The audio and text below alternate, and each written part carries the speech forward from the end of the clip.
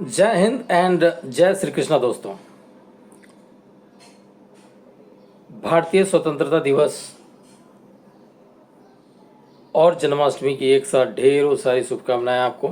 उम्मीद है आप लोगों ने इस दोनों त्यौहार को पूरे जोश खरोश के साथ मनाया होगा और अपनी फैमिली और दोस्तों के साथ बहुत एंजॉय किए होंगे। होना भी चाहिए।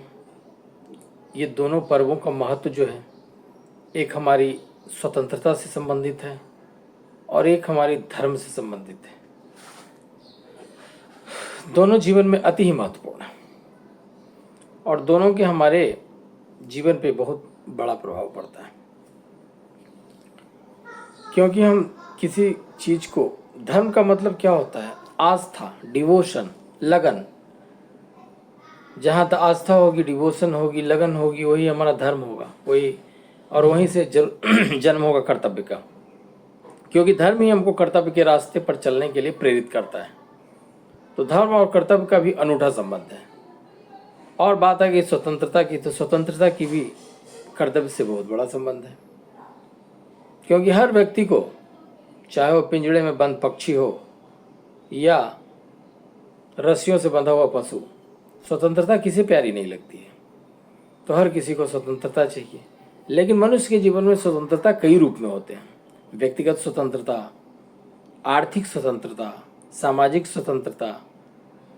तो इस पहलू पे हम बात करते हुए आएंगे कि भाई, आर्थिक स्वतंत्रता एक ऐसा विषय है जिससे हम लोग जुड़े हुए हैं और हम लोग न सिर्फ डिस्कस करते रहते हैं बार बार, बल्कि ये प्रयास में भी लगे रहते हैं कि हर व्यक्ति आर्थिक रूप से स्वतंत्र हो।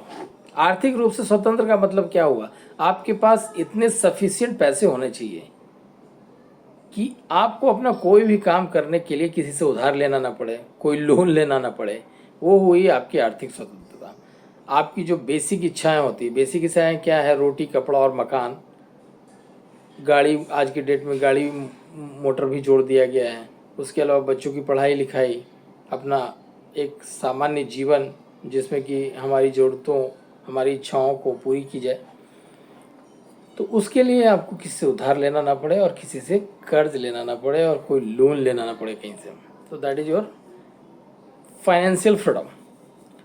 तो आप लोग, फाइनेंशियल फ्रीडम के सबसे बड़े एजेंट कौन है? आप लोग हैं। IRDA सर्टिफाइड, जो दूसरों को सलाह देते हैं कि आर्थिक स्वतंत्रता कैसे प्राप्त की जाती है। आज आप बचत करोगे, आज इन्वेस्ट करोगे, तो कल की डेट में आपकी आर्थिक स्वतंत्रता रहेगी, आपको किसी से मांगना ना पड़ेगा। और साथ में आप ये भी प्रयास करते हो कि हम ज़्यादा से ज़्यादा काम करें ताकि हमारा कमीशन यानी इनकम ज़्यादा से ज़्यादा हो और हमें भी किसी से मांगने की ज़रूरत या कहीं से लोन लेने की ज़रूरत ना पड़े। That is your financial freedom. तो फाइनेंशियल फ्रीडम के लिए, फाइनेंशियल फ्रीडम का बड़ा उदाहरण आप लोगों से बड़ा कोई नहीं है। आप लोगों से बड़ा उदाहरण फाइनेंशियल फ्रीडम का कोई है ही नहीं। तो मेरे मित्रों, एक बार फिर से स्वतंत्रता दिवस और 7वां 8वां और जन्माष्टमी के समाप्त होने पे आप लोगों से गुजारिश है कि अपने फाइनेंशियल फ्रीडम की ओर अपना कदम बढ़ाएं, क्योंकि फाइनेंशियल फ्रीडम कब आएगी? जब आप मेहनत करेंगे। मेहनत करेंगे कमाने के लिए, मेहनत करेंगे कमीशन कमाने के लिए, मेहनत करेंगे अधिक से अधिक व्यवसाय लाने के लिए।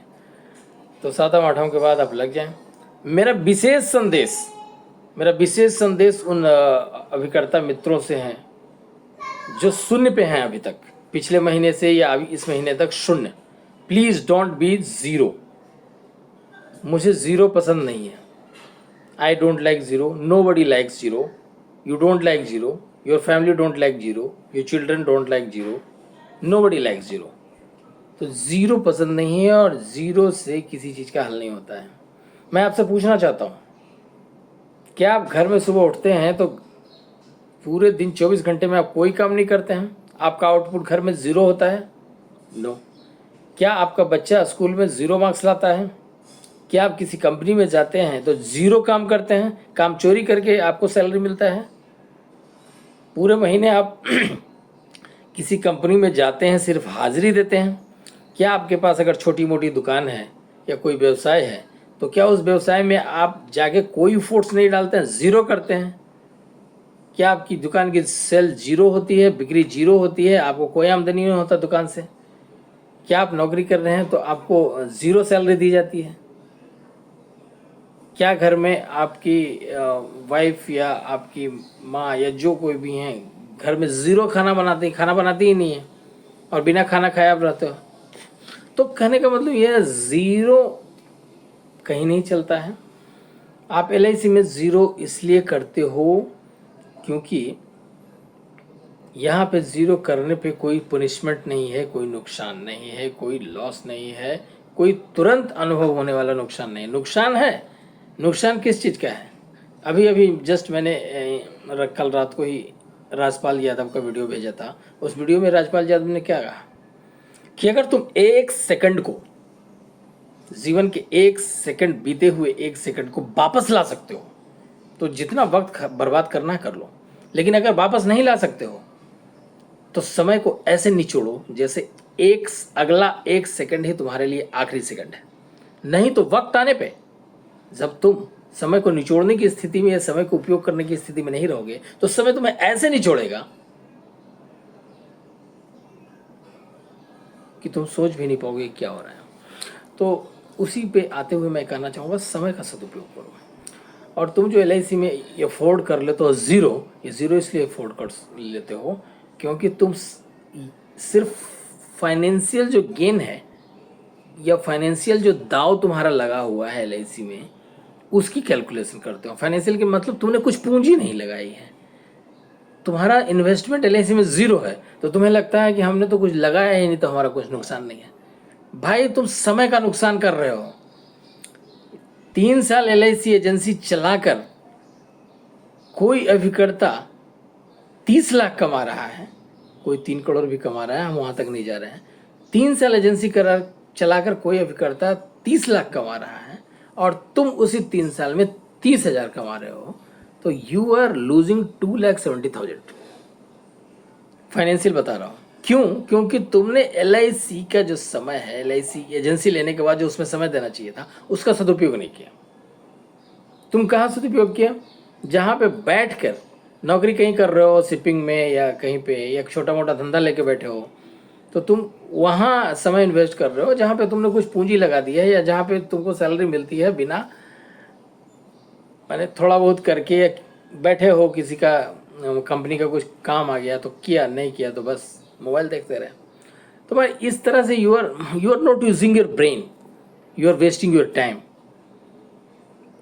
तो खास करके मेरा लास्ट है संदेश ये है कि जो अभिकर्ता अभी तक शून्य पे हैं वो 22 अगस्त से पहले कम से कम एक पॉलिसी करके एक्टिव हो जाए और शून्य से बाहर आ जाए। That is the gist of this message.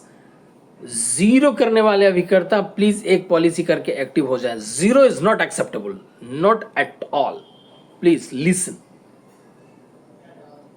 understand it seriously. Zero is not acceptable. Wish you all the best. For any query, for any assistance, for any help, do contact me. I'm with you. और zero के लिए जो तुम्हारे excuses है ना, वो बकवास है, क्योंकि एक्सक्यूजेस ही बकवास होती है। रीजंस, एक्सक्यूजेस किसको बोलते हैं? जिस बातों को, जिस तर्कों में लॉजिक नहीं होता है। तो ये बकवास को साइड में करके please do one policy before 22nd of this month, August. Wish you all the best. जय हिंद, वंदे मातरम।